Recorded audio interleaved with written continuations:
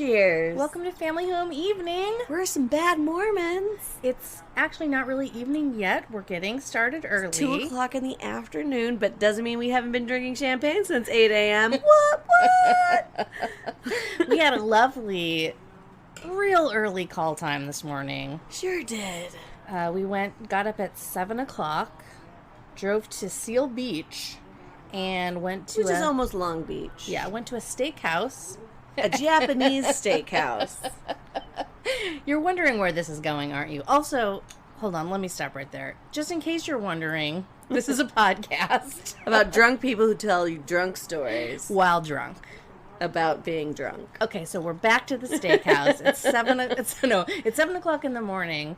We're up getting ready to go to the steakhouse to be there by 9. Correct. The show starts at 9. We technically should have been there at 8:30. But we left at 8. So. Got it. Do you want to explain to the listeners what we were doing?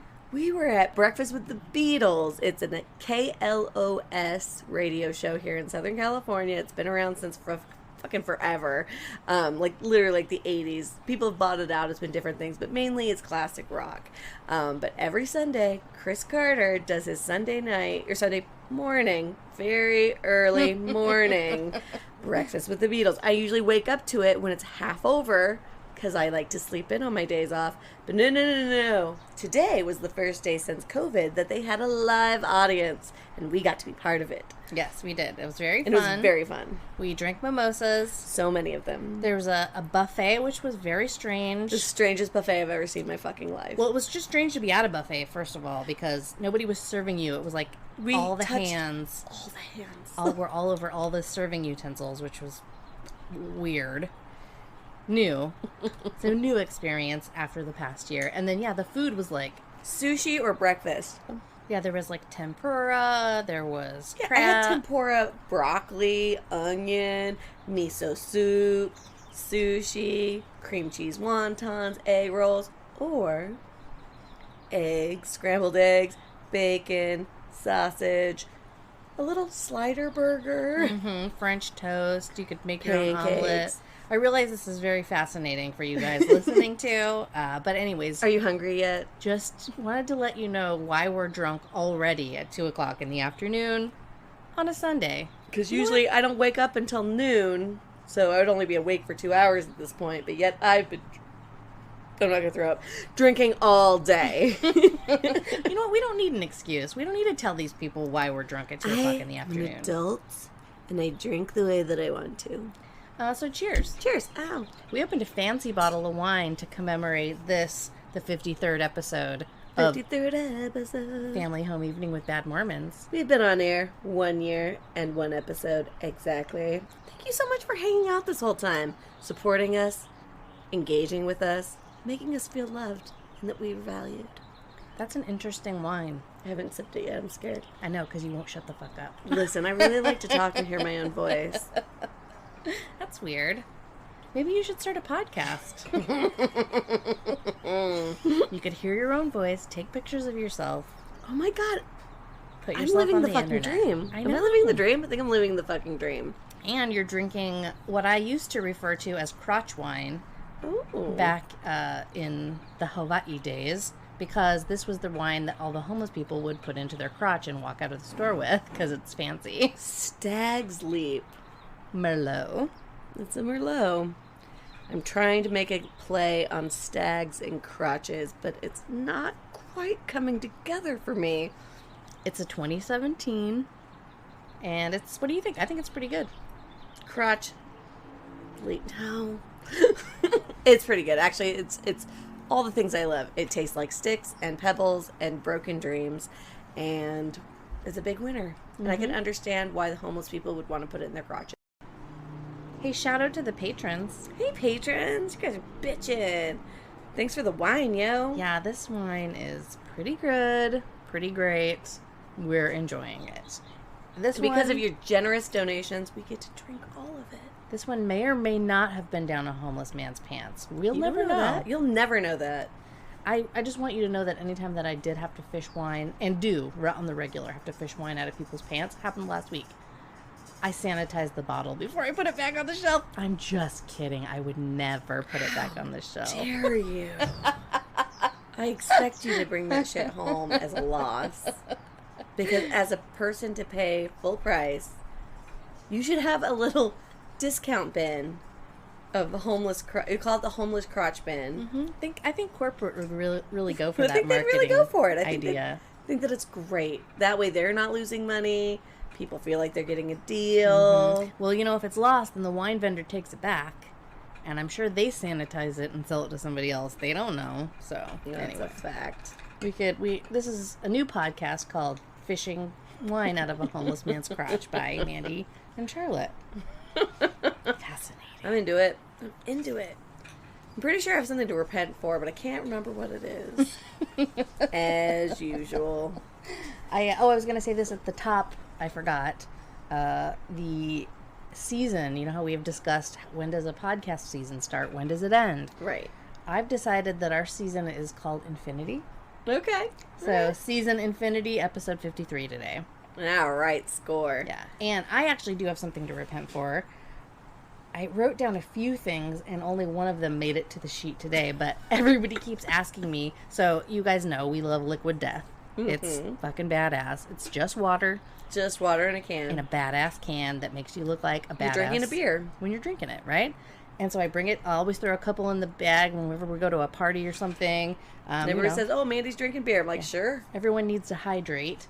So whenever I have one, everyone's always like, what's the deal with that? Like, once they figure out it's just water and they feel stupid. For thinking I was drinking, which I don't know why they care if I'm drinking. Right. But anyway.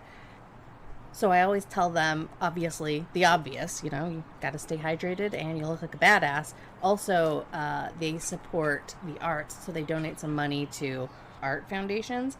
But the most important thing that I always forget to bring up, and I forgot to bring up last week when we were recording, and I forget to bring up at every party I'm drinking it at, is that they are super anti-plastic. They actually have a whole slogan, Death to Plastic, and they have these little plush animals for sale on their website, and it's like Tommy the Turtle, and he's got like bloody straws in his nose and a seal with a plastic bag wrapped around its neck, and they're like cute little, doe-eyed kid toys, but with like mutilated with plastic. That's amazing. And, yeah, it's great. I love it, and I want to buy all of those toys. I think that's fucking hilarious.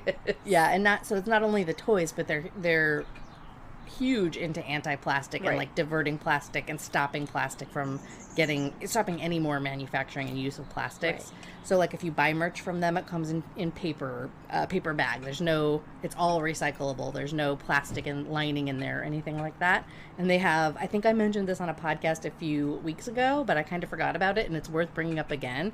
If you buy like 2 cases of water from their website, they will send you a pack of postage stamps.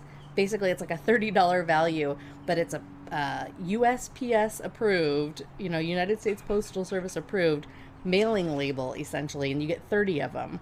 And their whole thing is you just stick it on an empty Coke bottle or a Pepsi bottle, and they will mail it to Coke and Pepsi, and it's got the address and everything already pre-printed on it. Fucking awesome. And their whole, I want to read the whole like spiel, but you should just go to their website and check it out for yourself. But it's like, here at Liquid Death, we hate plastic, but you know who loves plastic? Coke and Pepsi, and they won't fucking stop manufacturing it. So we thought, if they love plastic so much, why don't we send them all the plastic that they keep making? Yes. And I just thought that was so fucking funny. But yeah, you buy some water from their website, they'll deliver it to your house, and then they will give you, if you request it. So I'm walking down the street, I see a fucking 2-liter bottle of Pepsi, whatever, and it didn't make it in the trash can.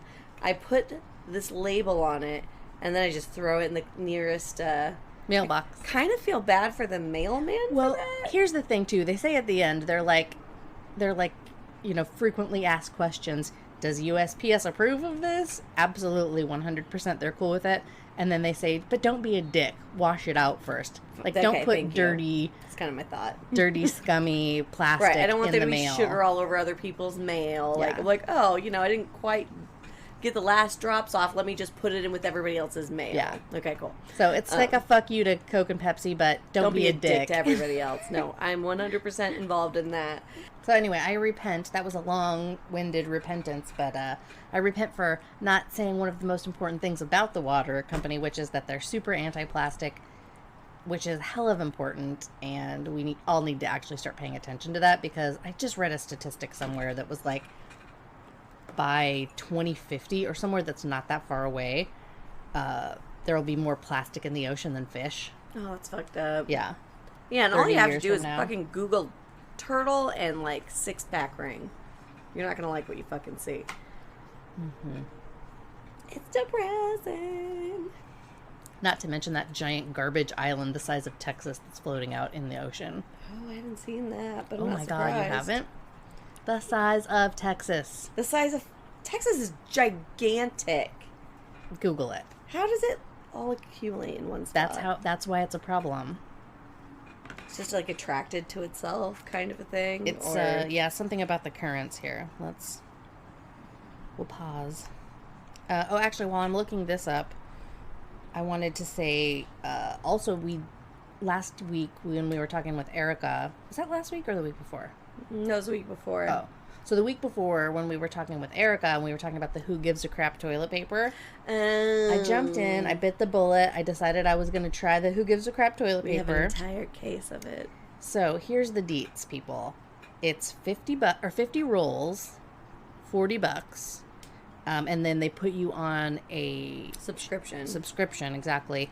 They're all very adorably wrapped, super cute. I love everything about it except for the feel of the toilet paper is not my favorite.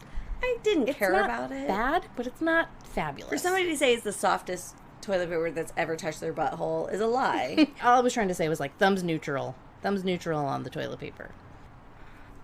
Okay, I got the facts on the Great Pacific Garbage Patch in the ocean. Do you want to know how big it is? Yeah, but how big is it? It is the GPGP, which is apparently has its own acronym, is the estimated surface area is 1.6 million square kilometers, an area twice the size of Texas, Jesus. and 3 times the size of France. That's insane.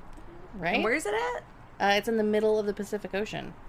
The Great Pacific Garbage Patch. It's the largest accumulation of ocean plastic in the world. It's located between Hawaii and California. That's just stupid. I mean, not stupid. It's stupid that it even exists because and everyone's like, I don't get it. I throw my plastic in the trash. Why should it matter? And nobody can comprehend the fact that that trash goes from a landfill and eventually ends up in the fucking ocean. So it's estimated that 1.15 to 2.41 million tons of plastic enters the ocean each year from rivers. More than half the plastic is less dense than the water, meaning that it will not sink, it floats. So the stronger, more buoyant plastics show resiliency in the marine environment, allowing them to be transported over extended surfaces. So it's basically like a boat for the lighter plastic. They persist at the sea surface, as they make their way offshore, transported by the converging currents and finally accumulating in the patch. So it's almost like the jet stream, you know how the currents mirror the jet stream in the air. And once they get in there, then they're unlikely to leave unless they degrade into smaller microplastics under the effects of the sun, waves, and marine life. As more and more plastics are discarded into the environment, microplastic concentration in the Great Pacific Garbage Patch will only continue to increase. That's also not great to have microplastics in the water either. No, fuck no. This is why I don't have children. Well, this is one of the many reasons I don't have children. I don't have to worry about my kids fucking dealing with this shit. Yeah, I'm reading this off of, if anybody's interested, I'm reading this off of the oceancleanup.com. But yeah, in case you hadn't heard about it, Great Pacific Garbage Patch, it's a huge problem. Plastic is a huge problem, and that's one of the reasons at the end of this very long repentance why I love the company Liquid Death. I like to be hydrated, I like to look like a badass, and I don't like plastic. And we should all try to use less plastic, so I'm going to repent for all the plastic I've used. Metal straws, best friends. I have nothing to repent for. I'm amazing. Did you know that more people have died from COVID this year than in all of 2020? Oh, that's fucked up. Right?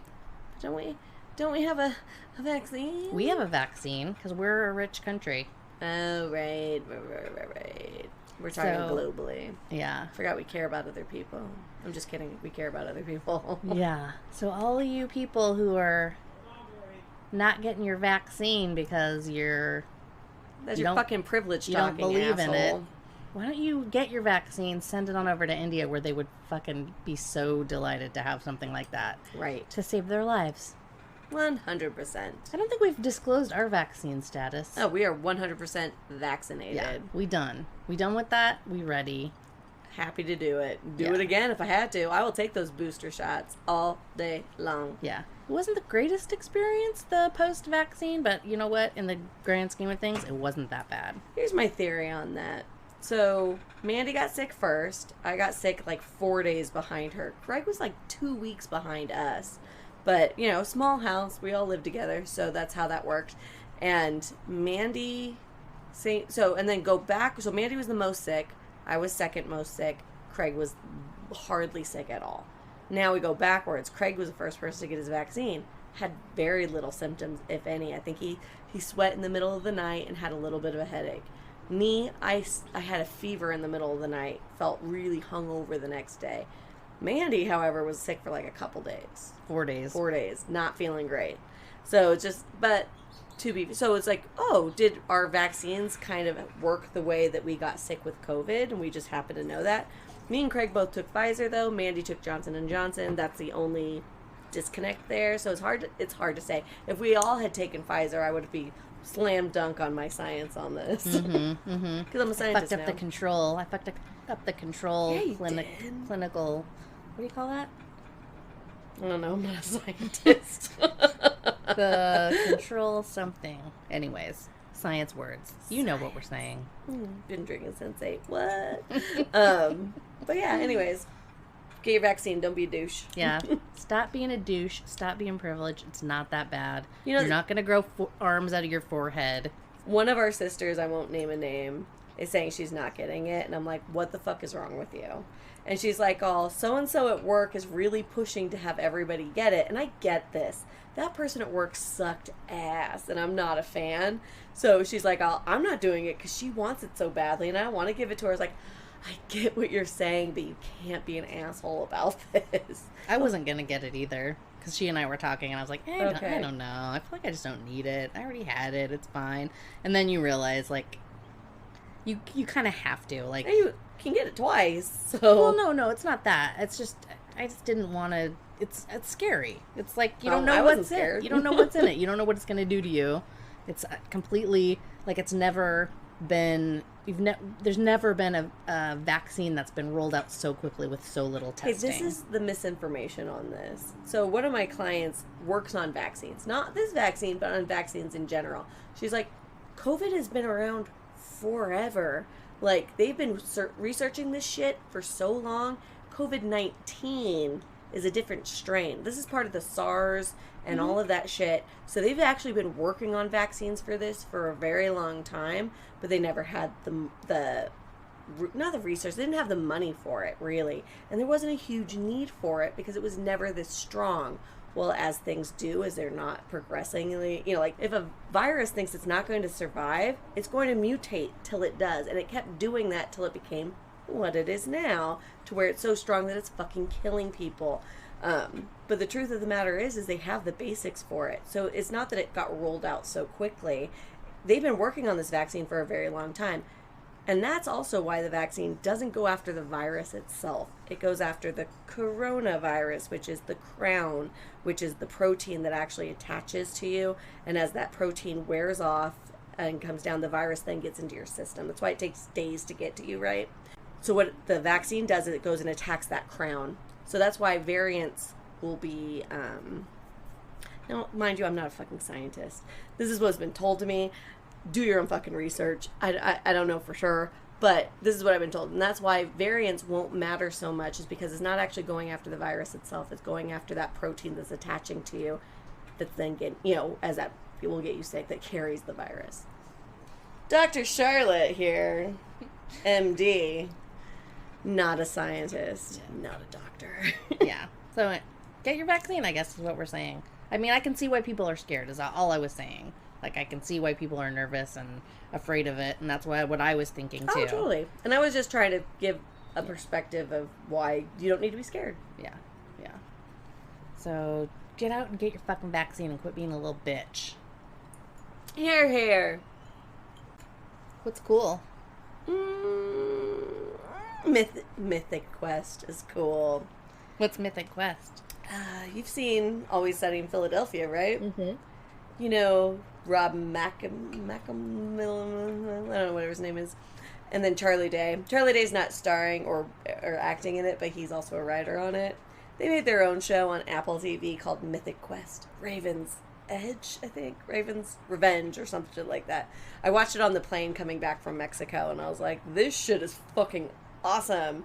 And so I've been binge watching it the last couple days, and I'm a big fucking fan. It's about this guy who came up with the video game, so it's the first person play. I forget, there's a name for it, RPG or some shit like that. Role-playing game? Yeah, essentially it's like, I'm trying to think, it's like Red Dead Redemption. There's one before that, but I can't think of anything else. First-person shooter? Yeah, but it's also like you have a storyline, and the story can change. It's not like normal video games that I'm used to, which is Mario and go about your shit, right? And I know once 64 came out, you could go into different worlds and whatnot, but I got motion sickness. I can't play that shit.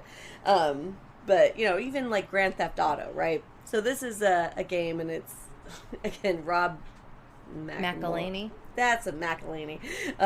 He's just such a douche in it.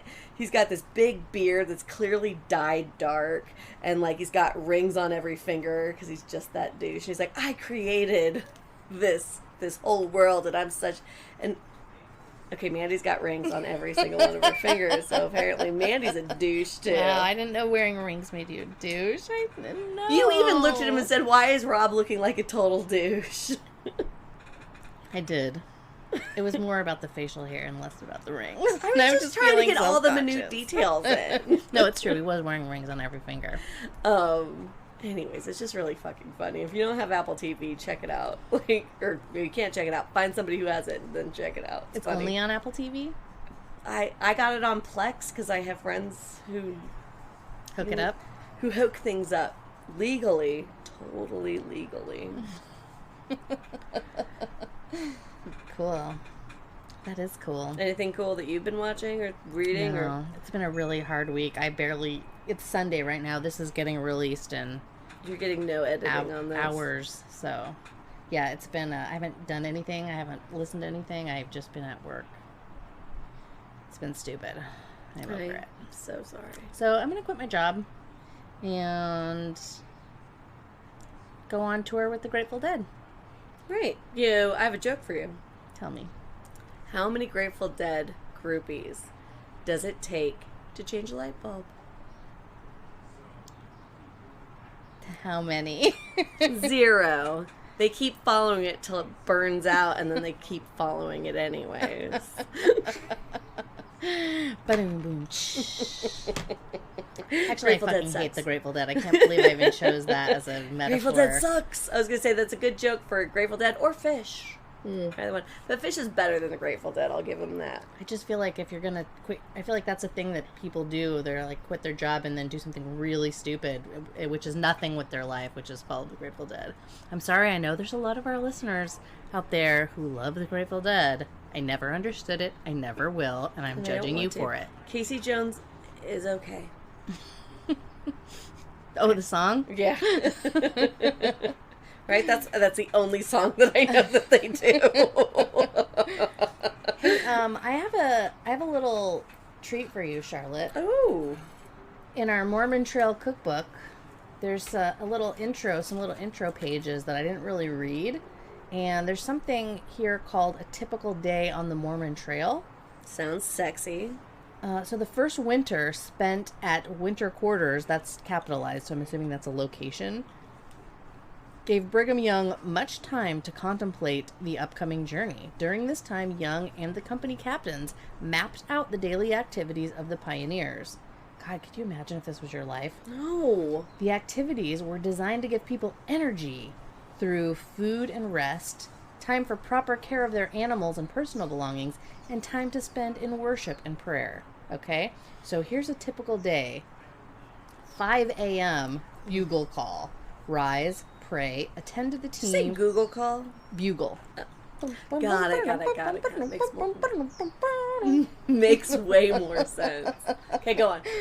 So at the bugle call, you rise, pray, attend to the team, and eat breakfast. 5 a.m.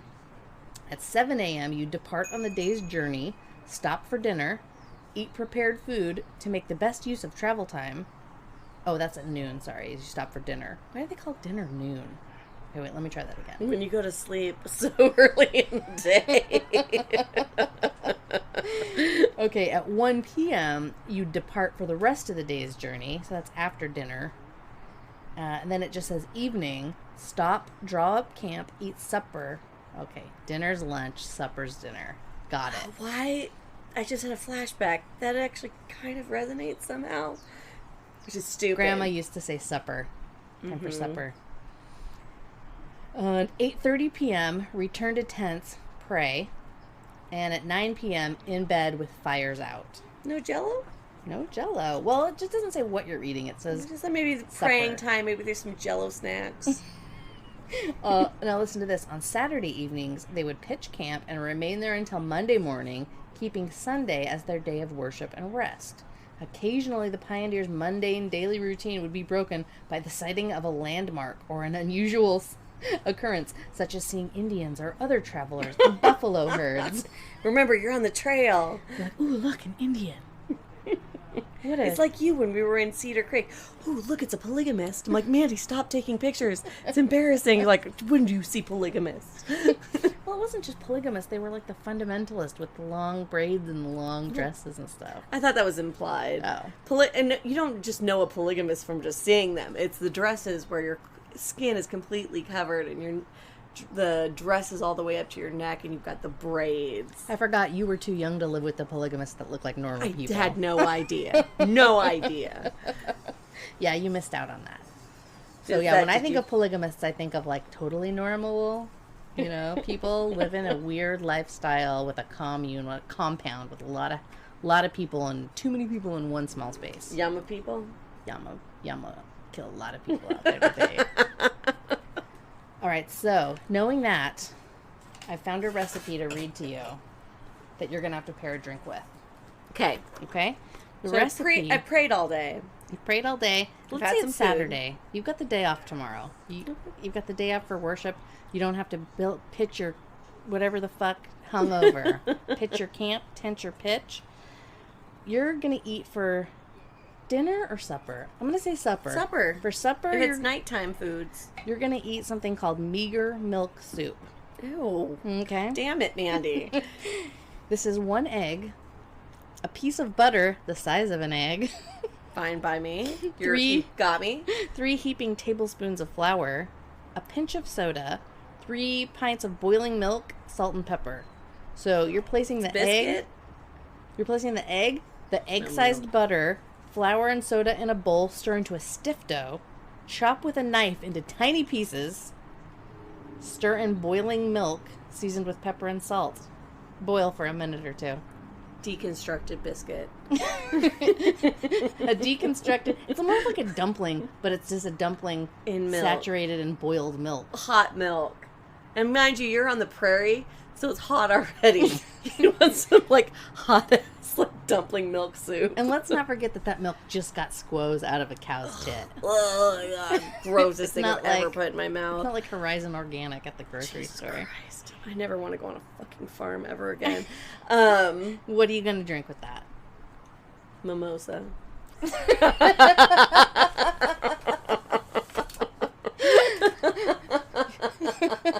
Garçon, vos cliquois, please. Thank you. I'm going to eat all that mess with milk and dumplings with orange juice and champagne. Sounds like a supper of champions.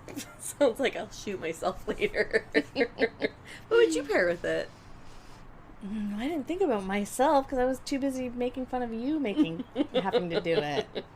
Well, I know my answer was solid, but I want the lightest, an actual answer. I think I want the lightest thing I could possibly drink, like a gin and tonic or a lime vodka soda.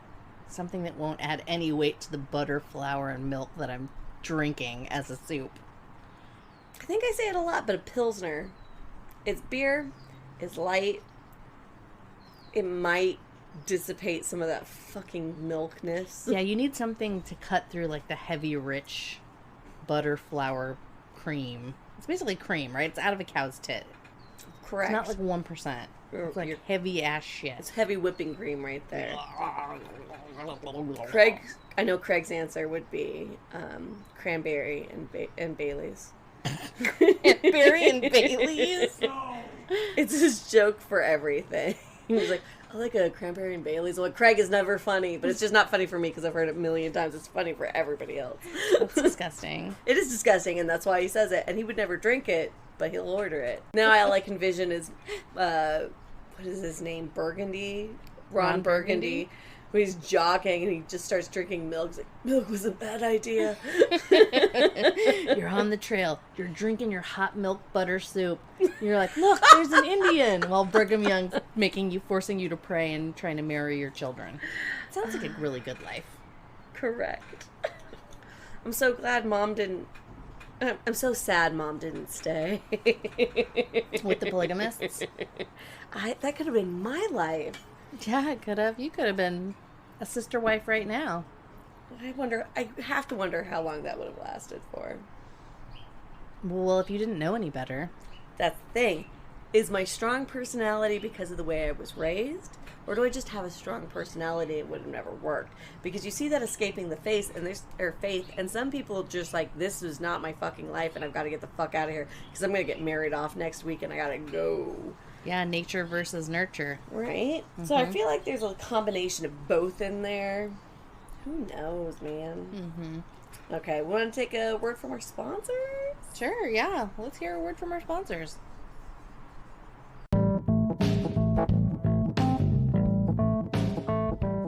Wives 3 and 5 have you in the doghouse? Wives 2 and 4 experiencing Shark Week in their garments? Wife 1 just looking so much like... old wife number 1, have we got the solution for you? Why not give Prophets of Porno Polygamy Chatline a call? It's a choose-your-own-adventure here on Pop's Chatline. You select the number of wives you want to chat with, sit back, and let the fun begin. When one of your pop wives just isn't cutting the casserole, push the number on your touch-tone telephone to switch over to your next dream wife. Best part, none of the wives on the Prophets for Porno Chatline are over 14. No nagging, and anything goes. The Prophets of Porno Chatline costs a nominal 11% tithing of your monthly income. But keep in mind, the more money you make, the more the babies bake. So call us now at 1-888-4-MORONI. That number again is 1-888-466-7664. Prophets of Porno is part of Heavenly Father's plan in 4 states.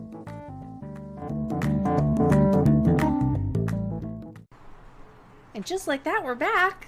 Hey-oh. Unbelievable. That's some good quality content. Sure is. For the internet. Sure is. I have some ideas for some future commercials, some future sponsorships. I'm not going to spoil it, but I think you're going to really like it. I'm pretty excited. We kind of skipped current events, but I wanted to tell you, I don't know how much of this I told you, but I was at work yesterday, and on my work email, I got an email from, it said President Donald J. Trump. And I was like... That's funny. I was like, he's not the president. And also, why is he sending me emails to my work email? And so I opened it up, and it was one of those, like, classic Trump emails, and it kept saying, President Trump, like, he's really not letting it go. He needs you. You know, you could win a trip to meet President Trump and have lunch with him in person, you know, and try to basically solicit donations. And I was talking to my coworker, and I was like, but what am I donating to? Like, I can't see, there's no obvious... What is there a click here, yes, give money thing? Yeah, there's all kinds of ways to donate, but I don't know what he's soliciting funds for. Like, why do you want my money? What are you trying to get at, right? And I was really genuinely curious, right? He's not campaigning for anything, and he's not the president, and he's just some dude who's got a mailing list. So I was like digging through there, and I realized if you read the very fine print at the bottom, it is campaigning. And it is a campaign fund, and it tells you, like, how much you can legally donate, stuff like that. It also, like any raffle or prize drawing contest, it has a way for you to do it without paying, because it's illegal to make somebody pay for you to enter a contest. Right. So it was like, click this link to, no purchase necessary. This is how you can enter to win. And I was like, okay. So I clicked it, entered my name and everything. I put in my work email address again because they already have that one. I obviously didn't put in my phone number. And I was like, how fucking fun would that be to win a trip to go meet Donald Trump? And there would have to be some really cool way to, like, smartly and subtly dig at him in a way that he doesn't even know he's being dug at. And well, he's an idiot, so it wouldn't be too hard. That's what I'm saying. Exactly. That's what I'm saying. saying. Like, you say it with a smile, and you say it complimentarily, but the words. Right. So. Is that a word? Complimentarily. Yeah. So that's what I'm thinking. Like, there's got to be, and we know enough smart people, and I'm sure you could solicit smart people who would, love a chance to, like, sabotage this guy or whatever. So I entered the contest. If I win, we're going to have a lot of work to do really quick, but I'm going to make sure that it's worthwhile. And I'm actually really excited at the prospect of it. So I entered the contest, and then on my way to work yesterday, I noticed the Trump merch stands. So I don't know if you guys have this where you live, obviously. I hope you don't, to be obviously, honest. If you're in other countries, you don't. But here, especially in Orange County, California, there's a lot of Trump supporters. And we have these, like, little easy up tents that people just pop up on the street wherever the fuck they want. Public property, and they just sell merch. That's like t-shirts that say Trump saves America or MAGA or whatever the fuck it says. And so this one has popped up around the corner from our house, and I was like, what the fuck are they even selling? So I looked closely, and it's Trump 2024 flags. So it is campaigning. That he's starting to send out the solicitation emails, and there are people who have Trump 2024 merch, essentially, like, just putting it out into the universe for the campaign for the next, like, presidential election 4 years from now. So there's been no official. So stupid. But I thought he's coming back in August. I'm honestly just genuinely confused about what's happening. This election is 3.5 years away, and he's campaigning. Okay, But, one, campaigning. Two, already said he's going to just dissipate. Something's going to happen in government where he's just going to magically get reinstated in August. The dude, it'd be one thing if this was just QAnon bullshit, but the dude said it himself. yeah, I don't know. It's not going to, because Of he's course. fucking insane. But at the end of the day, the guy's fucking lost his mind. Right. And I just have to wonder, too, about the people who are... I'm sure there's a lot of money in Trump merch, because at least around here, there's a lot of people that support him. A lot of people that will go and pay $25 for that shirt you paid $2 for. You know what I mean? But, like, that's a ballsy move. I guess it's not. Not for that douche. I mean, I'm thinking more about the people who are out there right now, right around They're the corner getting from paid. us right now. Getting paid. No, they're not. They're making money off of selling that merch. They're getting paid, though. I literally have Who's thought paying about them? this. They're getting paid from selling the merch, right? Is that what you're They're saying? either getting the money directly themselves, or they're being paid by a corporation. One of the two. When we lived in Mission Viejo, and I dropped out of elementary school, and I was decidedly, yes, going to start doing Hooked on Phonics and Hooked on Math instead of an actual education. I would sell candy and soda pop to all of the kids out front. Of course, I kept all that money. I paid for it up front. I went to Costco. Blah, blah, blah. Why? How is this any different? No, So- yeah, I don't. So think my we're- thought is, we should be doing that too. Yeah, no, we're not arguing. We're saying the same thing. I Right. just was confused when you said they're getting paid. Well, they're getting paid. It's not like they have an employer who's sending them I'm out sorry. there. They're to, making money. Yes, they're making Yeah. money by selling that merch. Yeah, that was my whole point. Oh, sorry. Yeah, that was. I thought that was clear, but No, that was my whole point. Was that they're making a ton of money doing that shit. Those are. I mean, I everywhere. hate Trump, and There's I'm almost about hundreds to of do it. I'm be like, oh, bitch, I'm sorry, is this your corner? Because it's my fucking corner now. Pro-Trump, give me that money. Yeah, and then take all the money and donate it To something else that's a Planned charity. Parenthood. Thank you. Yeah, I'll do it to Planned Parenthood. 100%. So, anyways, the point I was trying to get at was that I think that we should take our podcast, set up next to a Trump booth, and record a live show there, maybe interact with some of the Trump people that are coming up there. And if we could be smart and we could be funny, we could think about questions to ask them in ways that we could engage with them that would be funny for our listeners on our podcast, because we know you guys, listener, we know that you are not a Trump supporter. And how fun would it be if we could trick Trump supporters into saying stupid things for your entertainment? Would you be interested in that? Would you be interested in that? I'd be interested in that. I think it would be fun. I think it'd be really fun. I'm also thinking about how I'm going to get rich on selling Trump merch. I've lost her. She's gone. She's already formulated the next business I'm just plan. saying, it's going to say 45 and then 47, but in the, I'm sorry, what was it? The GID? In the GID. The GID layer? It's going to say fucking sucks. So they'll have this Trump shirt, but when the lights go off or they're in some sort of black light, it'll be like, Trump fucking sucks. Yes, I love it. I love it. Sorry, my genius brain was going. The GID layer. Or we could do some sort of subliminal messaging that you really wouldn't know unless you know. Right. So, listener, if you have any brilliant ideas, questions we can ask Trump supporters to make them look stupid, any sort of background in art design, specifically subliminal messaging, reach out to us at fhebadmormons.com. Yes. That would be amazing. Because you know what? We're kind of smart, but we're not that smart. We need help. your brain. We need you. Step up for your country. Because it's going to get overrun by these fucking idiots. Or if it's not your country, just step up to help out a country in need. Yeah, if you're not in this country, we actually super need your help, because who knows how this virus is going to spread. I'm not talking about the coronavirus. I'm talking about this fucking bullshit Trump virus. It's gross. And it's icky, and we hate it. Yeah. That's actually a really good segue. You know what else is icky? I was trying to think of what kind of a story could we tell this week, because we've told a lot of our stories, but I have one that I think is pretty fucking funny. Do you remember the time when Mom was living in East LA somewhere? I forget the name of the town. Westminster. And she was a caretaker for this old lady, and she had it was when Prop 8 was being debated.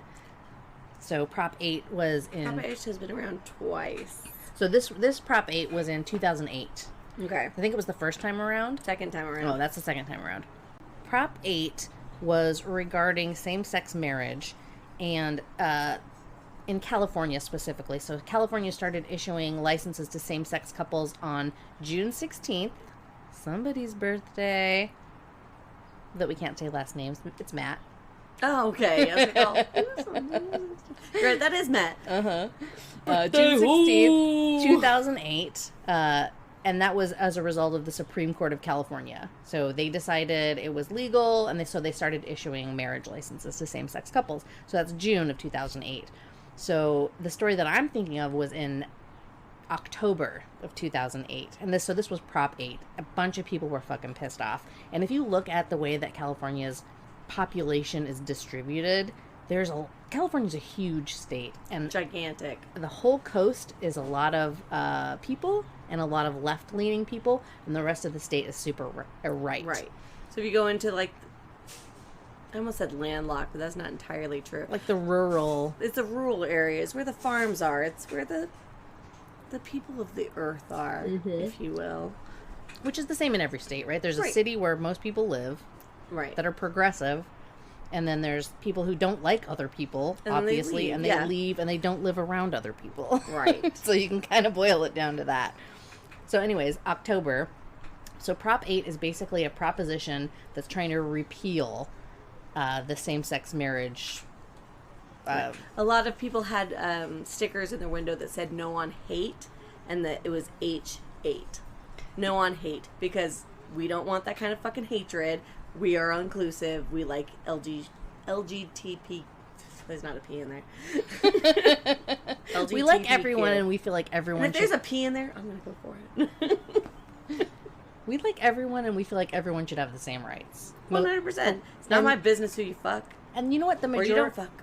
And you know what? The majority of the state agreed, and that's why the fucking thing passed. Right. But there was enough people who got enough signatures that were like, they were trying to put out this amendment that was basically called Proposition 8, and they were going to ban and nullify those marriages that had already happened. And it was a big deal at the time because, now same-sex marriage is pretty commonplace and nobody blinks an eye at it. But back then it was a really big deal to be able to be legally married to the person that you love and your life partner, and have them be able to go to the hospital and make decisions, Right.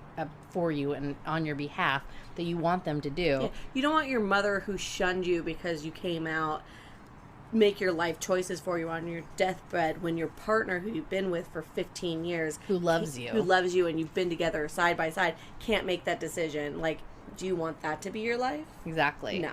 Exactly. And so Proposition 8 actually, so the story that I'm thinking of, this proposition was set to be decided in November of 2008. And we were there in October visiting our mother, who was living in Westminster, and she was the queen of Prop 8. She was super vocal about wanting it to pass. She kept saying things like, you said it last night, which I totally forgot, I love the gays. Right. Oh, I love the gays. I just gays. don't think that they should be married. Yeah, a marriage is between a man and a woman.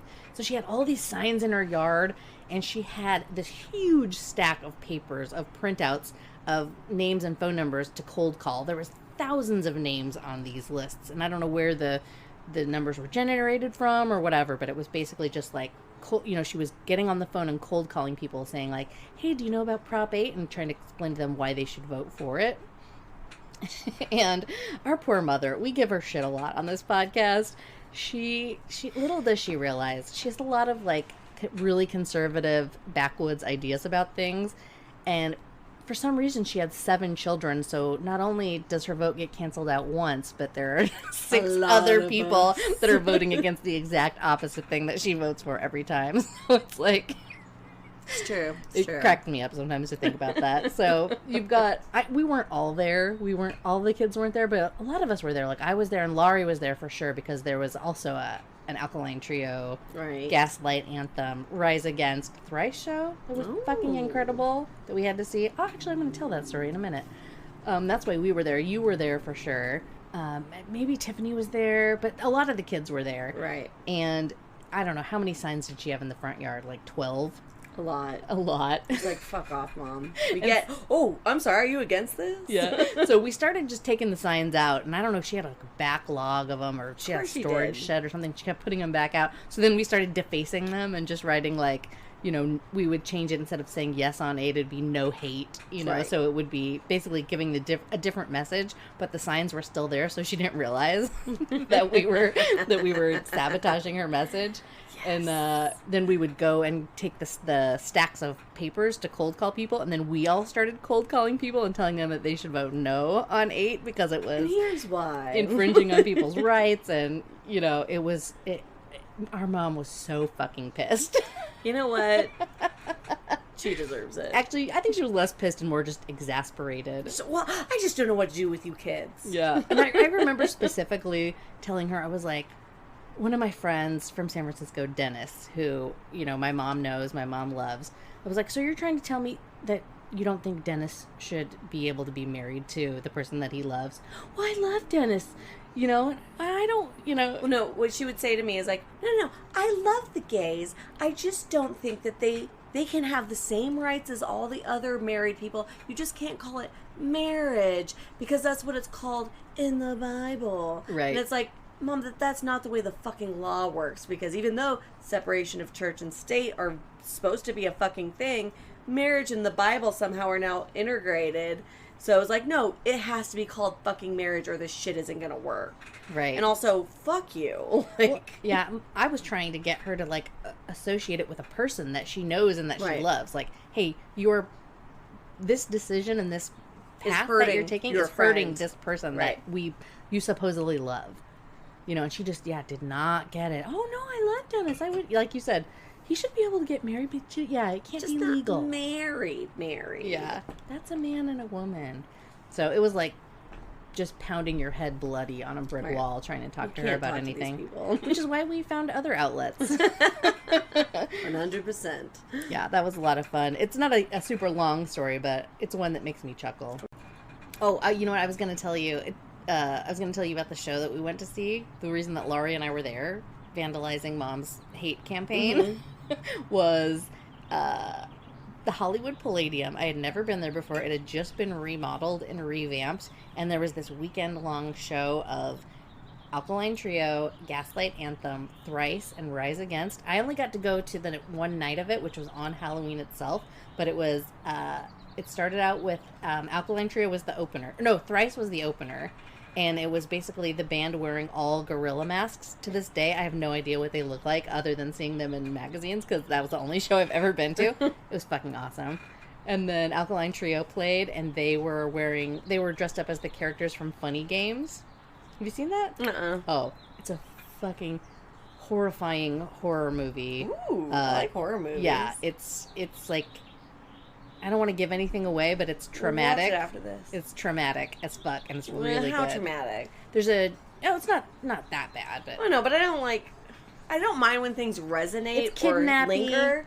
But I don't like if I have to think about it like a week later and be like, oh, well, I can't tell you how long you're going to think about it. I mean, I love the movie. There's two versions of it. There's like fucked up shit though. There's a European version and a U.S. version, and the U.S. version is actually very similar to the original. They're both good.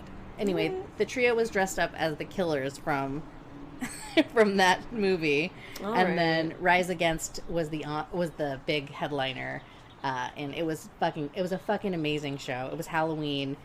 And I just remember coming out of that show. Well, first of all, I remember getting dropped off at that show, and Mom had her minivan, you know? Yes. And so she drops us off. Dropping you guys off. Yeah, she drops us off at the Palladium. And, you know, we're right out in front. There's a big line of people waiting to get in. And we open the door, and we're like, bye, Mom! Really loud, like getting dropped off in a minivan. We're obviously adults, you know? And that's why it's fucking hilarious. But it was really funny just to be like, bye, Mom! Getting dropped off in the minivan at the punk rock show. The Palladium. Like pushing 30. Or I was over 30 by then, probably. It's fantastic. Yeah, that was funny. And then as we left that show, I can't remember if we were in the car, we were walking. And somebody robbed a liquor store, and the streets were packed. It was like Sunset, Vine, Hollywood area, right where the Palladium is.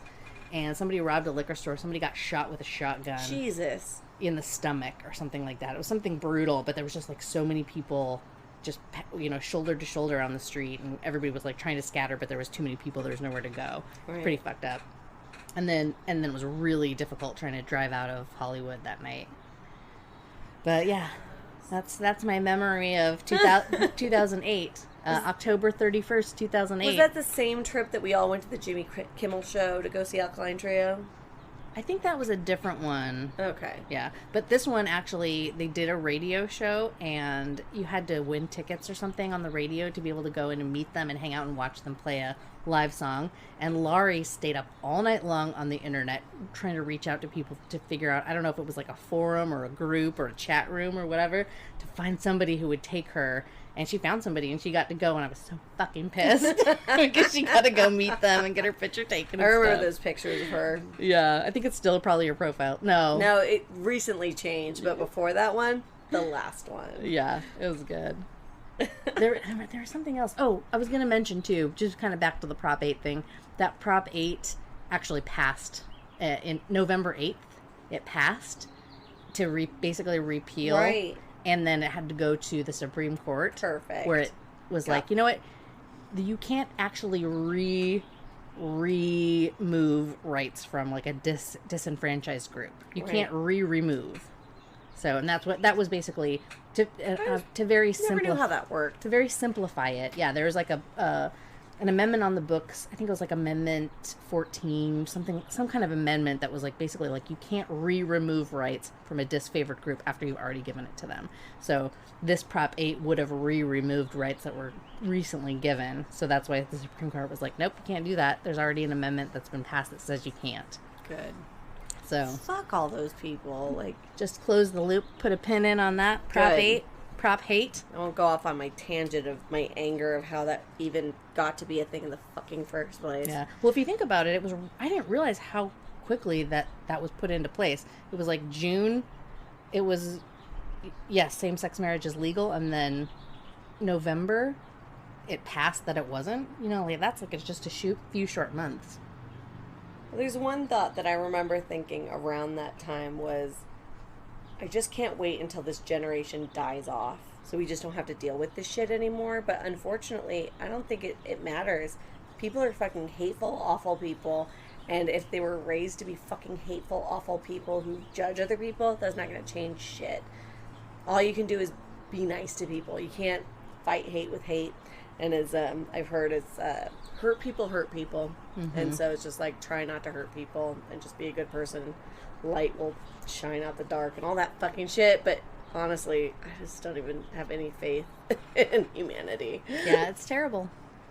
People suck. People fucking suck. And people are behaving so badly. Like, they're really letting their true colors shine in this past pandemic time, you know? Yeah, it's, there's a lot of fucked up shit going on in the world. So let's be excellent to each other. Yeah, let's just stop being fucking assholes to each other. Let's stop getting mad and punching flight attendants and knocking their teeth out. No need for that. Let's stop fucking screaming at the grocery store clerk for asking you to wear a mask or whatever. We don't even have to wear masks here anymore. Well, technically we do, but nobody does. Well, and they're finding other shit to scream at you about. Right. I have an idea. I know it's far-fetched. Start meditating. I know it's hard, and you don't know where to start. I didn't know where to start. When I wanted to start meditating, I Googled it, and I started looking into it. And I tried doing it, and I got bored, and I stopped doing it. But you know what? At the end of the day, if you could just take 30 minutes a day to just sit in quiet and reflect and be thankful for what you have, you're going to be a lot, like, a nicer person. And actually, more like abundance and awesome shit will come to you because you're manifesting that shit. That's how to be excellent to each other. I love it. I'm going to manifest fucking the corporate downfall of America. Hey, I invested in GameStop for that. Mm-hmm. Go down, bitches. I'm going to take your money. Speaking of taking money, thanks so much, patrons. Hey, patrons, you're the best. We really love you. Super fucking cool. I can't wait till that retreat happens. We'll do the business side of it later on, after we've had 3 more bottles of wine. Listen, we're only on bottle 1 and 17. And 400 mimosas from breakfast at We're the not Beatles. counting the mimosas. That was from the before time. That was before noon. All right, night-night. Thanks for taking the time to head over to Apple Podcasts and leave us a review. Hey, thanks, guys. That's awesome. We're up to 46. Only 4 more till we hit 50. Might do something special for it. Come on. We know you can do it. A photo shoot, perhaps? Or is that really a benefit for me? Less for you. We're real close to 100,000, so hopefully next week we'll be celebrating our 100,000th play. Start playing this shit while you're sleeping is all I'm saying. We'll do a new giveaway, merch giveaway for our 100,000. Oh yeah, good idea. Let's make up a new design. We'll make something cool. We'll put it on the Instagram. And if you have any stories that you'd like us to share, go ahead and email them to fhgbadmormons@gmail.com. Check out our social medias. We're on the TikToks. We're on the Pinterestas. We're on the Instagram. I just learned how to do a reel on Instagram. Fan-fucking-tastic. 2021, people. It's the year of the reel. And thanks so much, as always, for listening to our show. We're going to keep making them as long as you keep listening to them. And if you stop listening to them, we might still keep making them so that Charlotte can play them at her funeral.